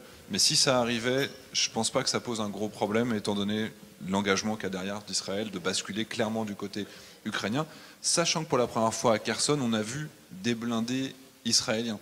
Et ça, c'est une nouveauté aussi qui date d'il y a 1 mois et demi. On ne le savait pas, les Israéliens n'ont rien dit, mais là, on a découvert leurs blindés, notamment des MRAP, donc des systèmes anti-mines, enfin des véhicules qui résistent aux mines. Juste sur la fourniture de matériel et le temps de formation, il faut savoir qu'a priori, des Ukrainiens sont en train d'être formés sur avions de chasse F-16. On a commencé à dire ça il y a 2 mois, mais pareil, un pilote de char, c'est 6 mois, c'est ça? C'est long. Non, mais un pilote de F-16, ça dure. Voilà, faut quand même des années de transformation, c'est quand même très très long. Et il y aurait aussi des pilotes qui sont en train de se former sur les drones qui sont d'une qualité infiniment meilleure que ce qu'on avait avec les Bayraktar TB2, les drones américains. Donc a priori, ça dure pareil 6 mois, 8 mois de formation. Ils ont commencé juste avant l'été. Donc peut-être qu'en janvier, février, mars, il pourrait y avoir des drones américains de haute technologie, meilleurs que le Bayraktar, qui pourra arriver également au profit de l'Ukraine. On parle du Reaper, me semble-t-il, de drone Reaper, que dans l'armée française est occupé. Alors là, c'est le must, mais c'est quasiment des petits avions. C'est pas la ligne de front. Voilà, ça, voilà. Et c'est notamment, je pense, le genre de drone qu'on n'a pas envie de voir tomber côté russe pour qu'il le dissèque. Voilà. Moi, d'ailleurs, parce que c'est pas la première fois qu'on en parle de ces armes occidentales disséquées, ce qui est intéressant, c'est quand il y a eu cette fuite sur les modalités apparemment d'achat des drones iraniens. Donc, de mémoire, il y avait les valises avec l'argent liquide et un Javelin, un Enlo et quoi le troisième? Mais enfin, moi, ça m'a extrêmement surpris de voir qu'il y avait finalement, il y avait juste un spécimen de Javelin, d'Enlo et troisième arme et qui est comparable. En fait, ça montre quoi? Parce que vu le prix, en plus, si c'est vrai, vu le prix qui a été payé pour ces malheureux drones iraniens, c'était le prix 10 fois le prix de ce que ça vaut, voire 20 fois le prix de ce que ça vaut. C'est-à-dire que vraiment, il y a une négociation les Iraniens, ils ont vraiment eu tout ce qu'ils voulaient, tout ce qu'ils pouvaient avoir. La Russie, je vous assure, avec la crise économique et tout, enfin, ils auraient payé moins s'ils pouvaient fournir un spécimen d'armes plus intéressant. Mais j'ai l'impression qu'ils n'ont rien, en fait. Juste un petit truc sur les armes iraniennes. A priori, le froid fait qu'elles ne marchent plus. Elles n'avaient pas été testées en grand froid. Non, mais c'est sérieux, c'est quelque chose que j'ai lu il y a cette semaine. Ils volent très très bas leur drone. Et donc, c'est cocasse. A priori, les drones suicides iraniens, les Shahid, etc., ne supportent pas les moins 10 degrés, moins 20 degrés ukrainiens. Donc, bien joué. Le ciel est avec vous. Bon, allez, je vais terminer avec une dernière question que j'avais déjà posée à la conférence de septembre. Évidemment, on parle des conditions sécuritaires, on parle des conditions militaires, mais on s'adresse ici à des entrepreneurs, on s'adresse ici à des investisseurs. Est-ce que, évidemment, on croit en l'Ukraine de manière générale, mais est-ce que, après les succès des derniers mois, eh bien, est-ce que c'est maintenant le moment d'aller en Ukraine, de revenir en Ukraine pour certains, d'investir en Ukraine et de participer à la reconstruction déjà? Je pense que Bouygues et Lafarge, etc., auraient tout intérêt à acheter des terrains pour faire des... Non mais évidemment, il y a un pays à reconstruire, il y a un soutien occidental qui ne va pas faiblir, il y a un lien qui s'est créé, il y a un rapprochement avec l'Europe qui fait que ce pays va être intégré, il y a des lignes de ferroviaires qui s'installent pour pouvoir faire du commerce plus facilement. Enfin, je l'avais dit la dernière fois, les Ukrainiens vont remplacer la Chine dans plein de domaines, vont faire des usines. Moi, je suis persuadé qu'il y a un grand avenir pour l'Ukraine, mais il faut quand même d'abord gagner cette guerre. Il faut gagner cette guerre, mais n'oublions pas que les Américains se... Ça ne marche pas là. Il faut gagner cette guerre, mais n'oublions pas que les Américains se positionnent déjà. Hein. Je veux dire, derrière l'aide américaine, il y a véritablement toute la machine économique et industrielle américaine qui essaie de se positionner sur l'après-guerre. Donc je pense qu'il y a quand même aussi, sans aller sur la ligne de front, je pense qu'il y a des tas de domaines en Ukraine où on peut continuer à travailler à peu près normalement. Et je pense qu'il faut continuer effectivement à alimenter l'Ukraine et à les aider malgré la guerre et malgré les risques que cela coûte. Parce que d'abord, il en va je dirais, du futur de ce pays, de son PIB futur et puis de son intégration future, puisque maintenant, c'est une chose effectivement qui n'est pas garantie, l'intégration à l'UE, mais qui va être un processus long, mais qui risque de se faire. Et donc, ce serait un petit peu dommage quand même d'être out de la reconstruction de l'Ukraine quand le moment va arriver. Oui, donc il faut et comme on dit à l'armée, anticiper et vite de subir. Donc, j'aurais tendance à anticiper dès maintenant. Et moi, j'ai envie de dire, sans attendre l'après, sans attendre la reconstruction, le plus tôt on y va, le mieux c'est, parce que sinon vous allez rater l'occasion de participer à l'élaboration de ce drone maritime extrêmement performant sur la base de scooters. Non, mais sérieusement, hein, là, c'est même maintenant, bien entendu, il y a des possibilités. Et je vais juste raconter une petite anecdote. C'était au printemps, je m'en souviens. Il me manquait je ne sais pas, il me manquait quelques vêtements. Alors, ma mère m'a proposé d'acheter sur un site de vente privée qui est très connu en Ukraine. Bon, j'ai choisi comme ça, parce qu'elle voulait me faire un cadeau, voilà, elle m'a envoyé un cadeau. Elle m'envoie des cadeaux. Le pays en guerre, c'est elle qui m'envoie des cadeaux, hein. Attention. Et donc, j'ai choisi quelques vêtements. En fait, il y avait 5 en tout. C'était dans la région des Rivnets. À cette époque-là, ma mère était dans la région des Rivnets. Alors, on ne voit pas ici. Bon, c'est pas loin de Lod. On situe, c'est bon. C'est au nord-ouest. Ouais, Rivnets, c'est même pas la capitale. Donc, elle a commandé.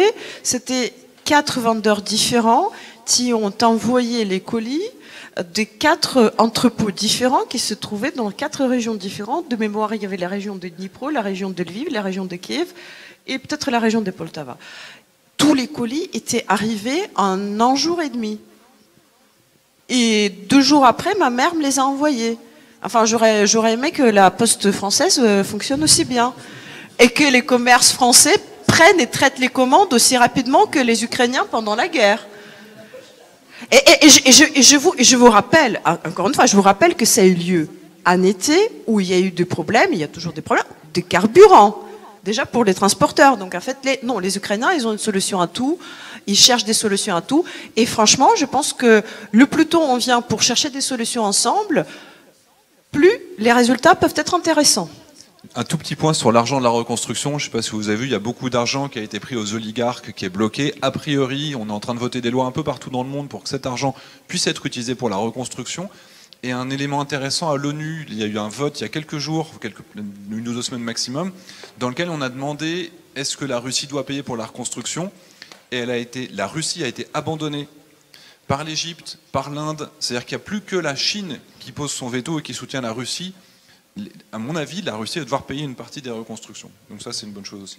Et ça serait que justice. Ça serait que justice. Eh bien voilà, point de situation, perspective, pensée inspirante.